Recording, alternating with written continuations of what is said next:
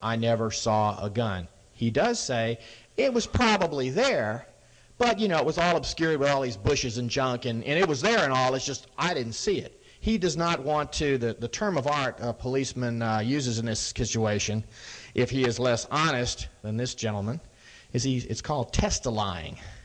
Okay? As opposed to testifying, you test-a-lie. And he doesn't want to lie. Cops fail the box, fail the lie detector test almost all the time because they have a thing about lying. It has to do with why they became policemen and truth, justice, and the American way. Pathological liar beat the box every time because they don't care. This guy is an honest guy to a point. He did not want to do a direct lie. So he says, well, everybody tells me the gun was there, and officially it was there, but I'm telling you I never saw it. Next one. How can he secure the death scene without even knowing the gun's there? Okay, this is cute. This is a Senate report. It says, Park Police Officer Kevin Fornshall also did not notice a gun in Mr. Foster's hand until someone pointed it out to him. That is a miscite. They're citing the thing you just read, the deposition. And if you go and read the whole deposition, he is adamant that he never saw it. Just as you read with me, it was pointed out to him, and he said, I didn't see it. I don't see it. Senate report miscites, like all the reports do in this case. Miscites the underlying record gathered by, not Hugh Sprunt, but by the feds themselves. Next one. Okay, this is one more. This is Arthur. One of the fascinating things here, and I'm going to speculate a little bit. Remember the first guy to find the body, adamant there was no gun. The first cop on the scene doesn't see a gun. Other people did see a gun. And the gun is just described as the weapon, the gun. Arthur, the gentleman who saw the bullet wound here, remember, in the jawline, he was one of the first paramedics on the scene. He was interviewed by the FBI. He did see a gun. He came a few minutes after the other police officer, or the police officer, Kevin Fornshall. And here's what he had to say about what he saw in Foster's hand. Remember now, the official death weapon is a wheel gun. It's a revolver. Put the bullets in the cylinder rotates. It is not a semi-automatic pistol. That's a magazine-fed weapon like a .45 automatic, like, not to put too fine a point on it, a 9mm Beretta used by federal police officers, or the 10mm semi-automatic pistol used by the FBI. Now, they ask Arthur, did you see a gun? He says, oh yeah, he's telling the truth. He'll tell you what he saw. He says, I'm 100% sure it was an automatic weapon. At this point, the FBI guy probably tosses his cookies. And so Arthur looks at him in surprise and says, yeah, I was in the Army. I look at magazines. I know the difference between an automatic and a revolver. Appeared like a .45 automatic. Okay, here's what I think happened. This whole thing got screwed up. You got a dead body, suicide. This confidential witness bumbles onto it long before it's supposed to be found, and there's a long story supporting this line of reasoning, although it is speculation.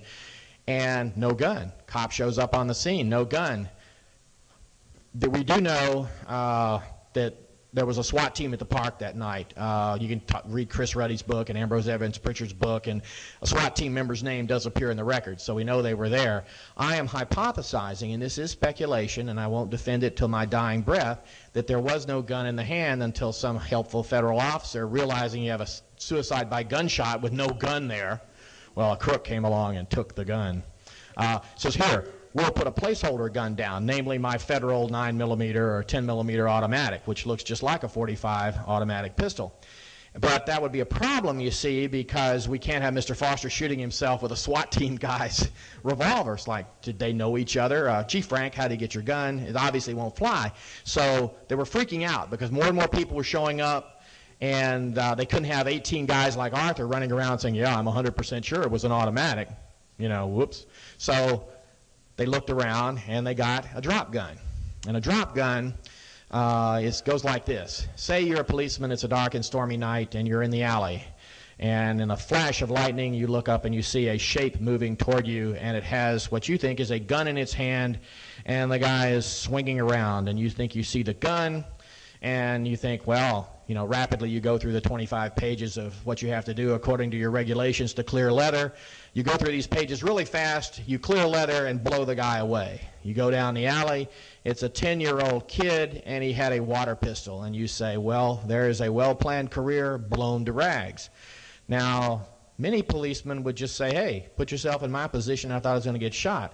Some that are not quite so honest would reach down to their ankle holster, pull out an untraceable drop gun, pocket the water gun to take home to their own kid, press the drop gun, which is untraceable. That's the whole idea. It's, if you run it through the National Firearms Tracing Center, the last thing you hear about it was Colt made it in 1913 and sold it in wholesale in Seattle, and that's the last record we have.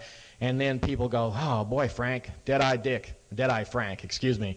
You were lucky you got this guy before he shot you. It's too bad it was a 10-year-old kid, but damn, he did have this Army Colt 38 Special in his hand. Okay, so that's my hypothesis. Now, we're going to see some more about the gun later that's kind of cute, but let's continue on. I'm doing the gun and the wound to start here because that's, people usually get interested in those. Next one. We have a little potpourri of cute things at the end that bounce all around the block. Okay, we're slightly different subject. Mr. Fisk busted his buns to make sure that we all thought that the official death weapon found in Mr. Foster's hand at some point that night was a Foster family heirloom gun. And he didn't do a very good job. He did the best he could, but he couldn't do a very good job because the facts didn't support him. When shown the gun, Foster's sister said it appeared very similar to one their father had kept bedside table, specifically recalling the pattern on the grip. In a letter that was written on her behalf to the investigators, she says, the only thing about the gun that I remember was the web-like or wavy detailing on the grip. Guess what? Most guns have some sort of detailing on the grip so they don't slip. The letter makes clear that was the only feature of the gun that she remembered.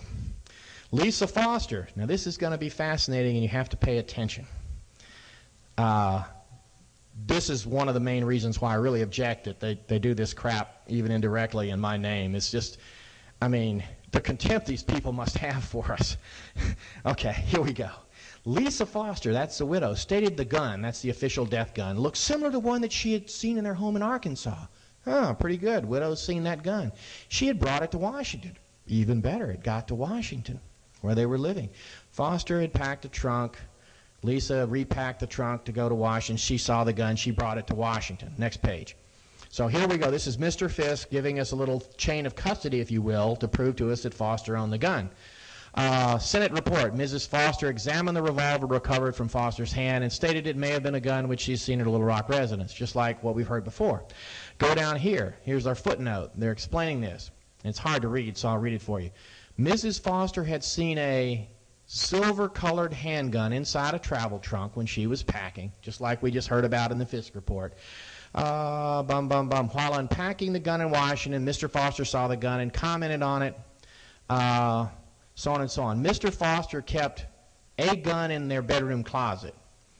Mrs. Foster, the widow, did not believe her husband carried a gun in the family to work. She found the gun Mr. Foster kept in their closet, but noted it was not the silver gun she had seen that she'd brought up to Little Rock.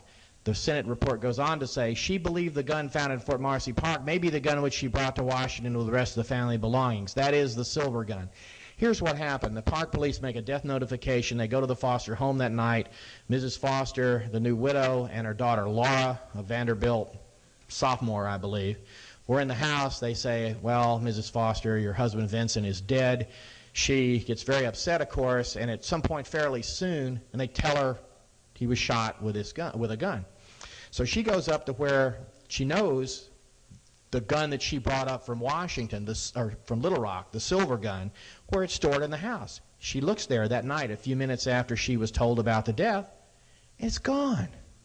So she's no dummy. I mean, I would have thought the same. He said, well, I just found out my husband's dead. I go to where this one gun is that he saw when I unpacked it, and he packed it, and I brought it up here, this silver gun, and I go to where we keep it in the house, and it ain't there. Well, gosh, I think it was the gun that he shot himself with, too, wouldn't you? Okay, let's keep going. Next one.